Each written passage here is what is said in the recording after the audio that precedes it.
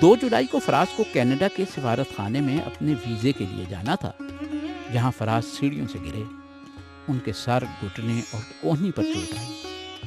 1 ہفتے کے بعد جب عالمی میڈیا میں فراز کے انتقال کی غلط خبر جنگل کی آگ کی طرح پھیلی تو معلوم ہوا کہ وہ شکاگو کے ایک ہسپتال میں انتہائی نگہداشت کے یونٹ میں ہیں اور ڈاکٹر ان کی زندگی بچانے میں کوشاں۔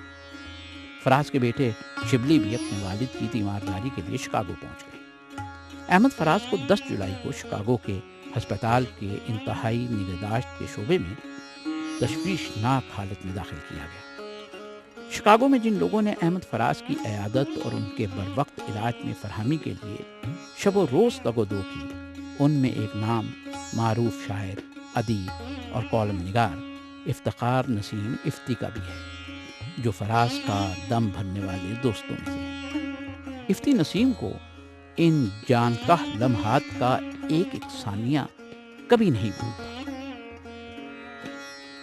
میرا نام افتخار نسیم ہے اور میں شکاگو سے کال کر رہا ہوں۔ واشنگٹن میں اپنا کے مشاعرے کے بعد میں شکاگو واپس آ گیا۔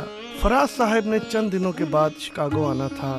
جب وہ شکاگو آئے تو ان کے ماتھے پر چوٹ کا نشان دیکھ کر میں نے پوچھا تو انہوں نے بتایا وہ کینیڈین کونسلیٹ آفس میں گر گئے تھے اور ان کے گھٹنے میں شدید چوٹ آئی ہے۔ دوسرے دن ان کو ہسپتال داخل کرا دیا گیا اور جب ان کے گھٹنے کے آپریشن کی باری آئی اور ٹیسٹ ہوئے تو جیسے پینڈورا باکس کھل گیا۔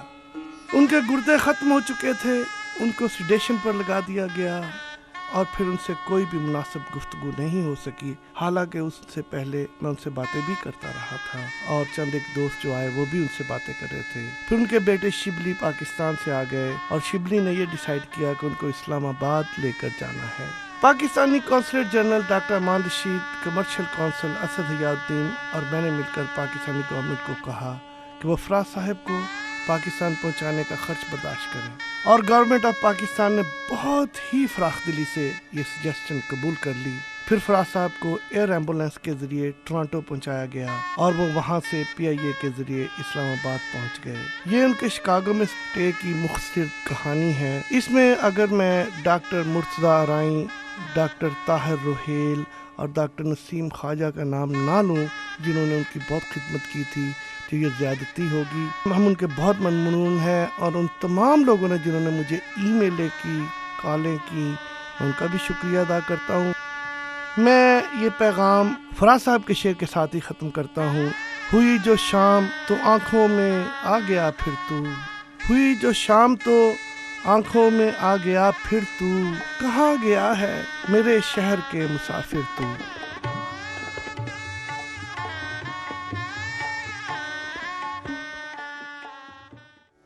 احمد فراز کی زندگی کا دیا ٹمٹمانے لگا تھا۔ موت زندگی سے بڑی حقیقت ہے اور زندگی کی ہر حقیقت کی آنکھوں میں آنکھیں ڈال کر جینے والا فراز موت کو بھی ہنس کر گلے لگانے کو تیار تھا۔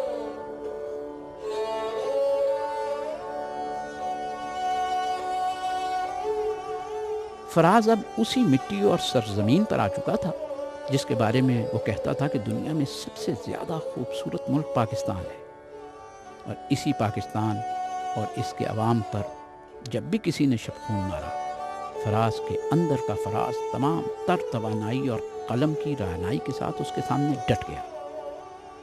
اب جو فراز پاکستان آیا تو اپنے پاؤں پر چل کر نہیں بلکہ وہ اسٹریچر پر تھا۔ اسلام آباد کی ایک علاج گاہ میں ڈاکٹروں نے اپنے تئیں اس فرزند پاکستان کی جان بچانے کی پوری کوشش کی ہوگی، لیکن مرض الموت کا علاج بھی تو موت ہی ہے۔ اب وہ وقت آ گیا تھا کہ کوئی دعا اور کوئی دوا چارہ گر نہ تھی۔ عوام کو سانس دینے والا قلمکار اب اس کی اپنی سانسیں اکھڑ رہی تھی، اور پھر 25 اگست 2008 کی رات میں 77 برس کا قلم کا یہ غازی پوری شان سے زندگی بھر کسی بھی آمر کے سامنے جھکے بغیر اپنے معمول کے سامنے جھک گیا۔ جب احمد مرسل نہ رہے کون رہے گا؟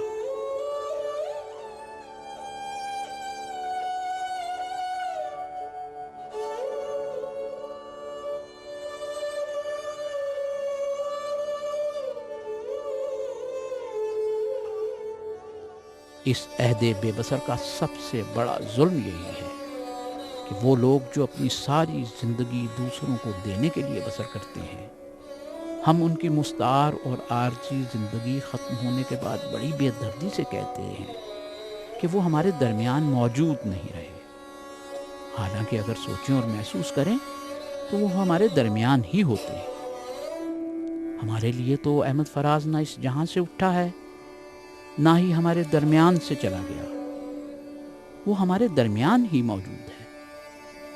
مجھے تو اب بھی وہ اپنے ساتھ ہی بیٹھا لگتا ہے، مسکراتا، ہنستا، شعر کہتا، سگریٹ کا لمبا کش لگاتا اور یہ کہتا ہوا، اتنا شرمندہ نہ کر اپنے گنہگاروں کو، اے خدا تو بھی رہا ہے میری خواہش میں شریک، لفظ کو پھول بنانا تو کرشمہ ہے فراز، ہو نہ ہو کوئی تو ہے تیری نگارش میں شریک۔ فراز کے ہاں صرف محبت ملتی ہے، چاہے انہیں پڑھیں یا ان سے ملیں۔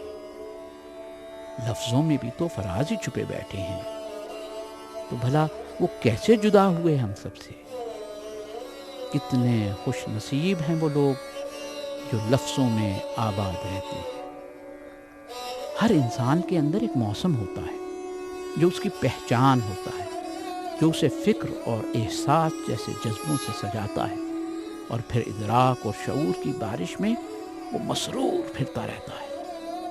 فراز ایک ایسا ہی مسرور اور قندیل نما روشن جذبوں کا شاعر تھا جو اپنے پیچھے آنے والی نسلوں کے لیے ایسی ہی وراثت چھوڑ گیا ہے۔